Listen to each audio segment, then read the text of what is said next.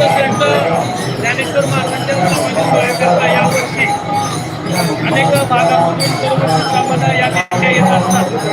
संतांच्या संगती मधून मार्गाची आकडावरती म्हणजे येणे माऊली ज्ञानोबरायांच्या समाधीकरिता सर्व दिंड्या आज एकादशीला येत असतात.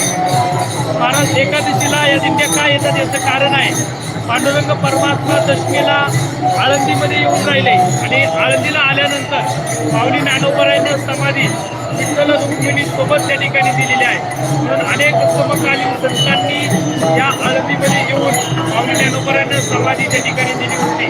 या सगळ्यांचा पुरावा हे सर्व संत देवगण ऋषी मुनी तपश्चर्या करणारे साधक वारकरी सगळे या सोहळ्याकरिता आपल्या गावातून दिंड्या वजन पताका सुंक घेऊन ज्ञानोबा तुकोबाच्या गजेरामध्ये हे सगळे वारकरी आपल्या आनंद घोषामध्ये येत असतात. आपण पाहू शकता की आज दरवर्षीपेक्षा जास्त गर्दी या ठिकाणी पाहायला मिळते.